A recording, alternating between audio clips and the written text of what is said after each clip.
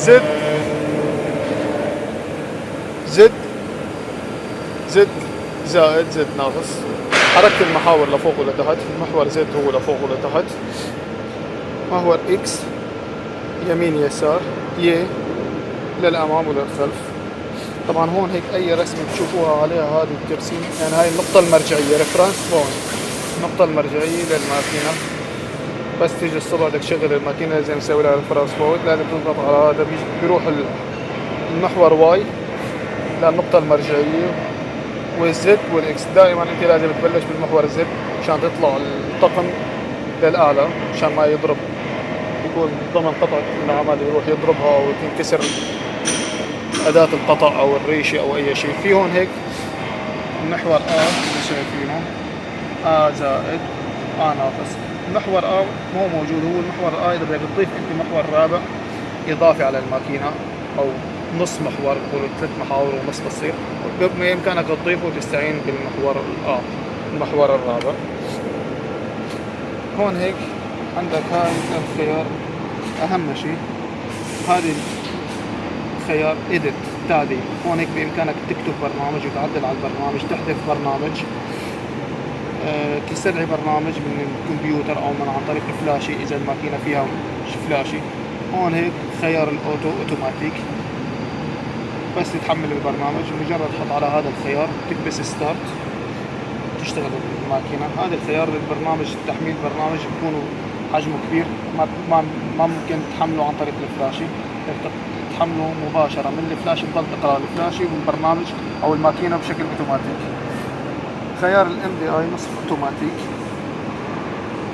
يعني الامور النصف اوتوماتيك يستخدم باثناء بدك تستدعي الطقم، بدك تغير الطقم يدويا او بدك تلامس تاخذ صفر لقطعة العمل. هذا الخيار الهاندويل.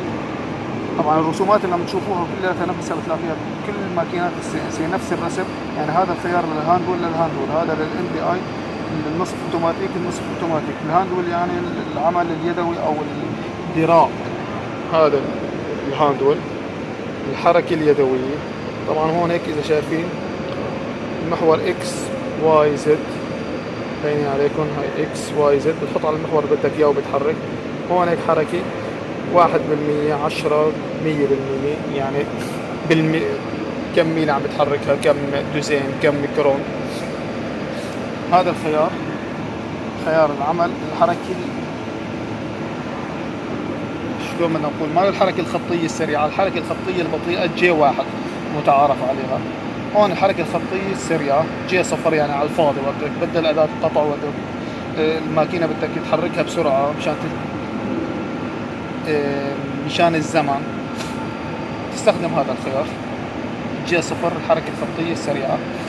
هذا الخيار وهو مهم جدا، خصوصا وقت تشغل الماكينة الصبح لازم تضع هذا الخيار تكبس، هو النقطة المرجعية للماكينة ريفرنس بوينت، بتحط عليه وبتضغط على الرسمة الموجودة هون هيك على الأسهم، يعني الزد بتضغط على هذا الزد مو الزد الناقص، والاكس نفس الشيء على هذا الاكس عليه الرسمة نفسها ريفرنس، بيروح على النقطة المرجعية، بتكون الزد بأعلى القمة، وبيكون الاكس والواي بزاوية الماكينة، اما اليمين الجهة اليمين الأمامية أو اليمين الخلفية حسب كل ماكينة أو حسب عيار الريفرنس تبع الماكينة. طبعا هي الشاشة الرئيسية للماكينة. هون هيك المحاور شايفين اكس واي زد عم تتحرك الماكينة، عم تتحرك الماكينة اكس واي زد. وهون هيك خيارات، مثلا الاكس 4 ميلي و9 دوزين، اكس واي زد ارقام معينة. هاي البرنامج اللي شايفينه، البرنامج ممكن نشوف شلون بدنا نطفي الفلاش، ما بعرف، ممكن نقطع الفيديو اللي بعده. تمام، هاي البرنامج هون هيك البرنامج جي كود، لغة الجي كود موجودة، إذا واضحة شيء بسيط ممكن احنا نشرحها بعدين غير مقطع. هاي الكبسات هون هيك مهمة جدا، كبسة الريست بتوقع أغلب المشتغلين سي ان سي بيعرفوها، كبسة مهمة جدا. صار معك خطأ بالماكينة، بدل ما تكبس الامرجنسي ستوب بإمكانك تكبس الريست مباشرة بتوقف العمل. صار في عندك خطأ طلعت لك رساله انه خلصت الماكينه الزيت تبعها، وعبيت الزيت وما راح الالارم، ما راح الخطا، ممكن تضغط عليها يروح. اجت الكهرباء وانقطعت، صار في الارم بالماكينه، بتكبس الريست بيروح. اللوحه هون الهلب المساعده، هون هيك الازرار هاي معروفه، مشان بدك تكتب لغه الجي كود تكتبها، جي صفر مثلا بدك حرف الجي، بدك الام سرعه الدوران، طاقم دوران مع عقارب الساعه، عكس عقارب الساعه، الارقام. الشيفت بتستخدمها مشان تضغط الشيفت مع هذا الحرف يطلع لك مثلا على هذا الحرف تاخذ النجمه، او بتاخذ الاد، او بتاخذ الحرف دبليو. الالتر تستخدم وقت بدك تستبدل، مثلا انت كان في عندك مشكله بلغه الجي كود، انت حاطط عمق القطع مثلا انه للناقص 20 ميلي، انت بعد ما تشتغل القطع طلعت لك انه ما خلص معك 20 ميلي، بدك تساوي 25 ميلي. شلون بدك ترجع؟ بترجع بتعدل فوق الخطأ نفسه، تكتب مثلا زد ناقص 25 وبتكبس الالتر استبدال لها. الانسرت بتدخل سطر نظامي نشرحه لاحقا، ولكن مختصر مفيد لها.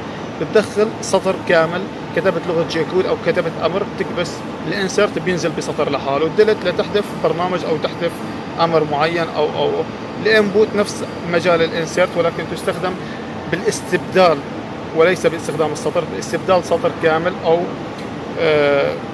بالسيستم تبع الماكينه. وقت بيجي السيرفيس بيكون في عطل بالبارامترات، بيستخدم الانبوت لتدخيل قيم او تغيير قيم. هون هيك عندكم الكان، هي عباره عن كتبت انت سطر خطا، فرضا كتبت كررت حرف الاكس 3 مرات او مرتين، مجرد تكبسه بيمحي الكلام اللي كاتبه او السطر كله اللي كاتبه. اليوب كبسه مهمه جدا، بعد ما بتكتب السطر انت بس ضغطت عليها بتحط لك فاصله منقوطه، وما بتحسن تنقل لسطر جديد الا اذا كتبت حطيت الفاصله المنقوطه، وبعدها بتعطيه الامر الانسرت بيطلع سطر لحاله بالجي كود. عندك البوست بروجرام، الاوفست، هالامور هاي نشرح هذول معروفات، يمين يسار لفوق لتحت، تغيير الصفحات. السيستم دائما يعني ما لنا شغل فيها، لانه دائما بتكون الاولويه الاستخدام لجماعه السيرفيس اللي بصير في عطل بالماكينه، بيدخل من هون هيك على الاعدادات وبغير بالبارامترات او كذا. وافضل شغله هي اللي ممكن يتقن امور الصيانه، خصوصا ماكينات السي ان سي.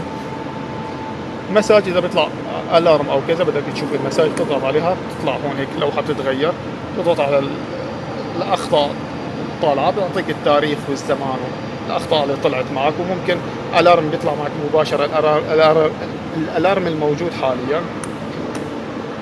هاي جرافيك ما شغاله هون هيك. بعض الماكينات هي عباره عن سيموليشن، بعض الماكينات السي ان سي الحديثه الفنوك موجوده فيها.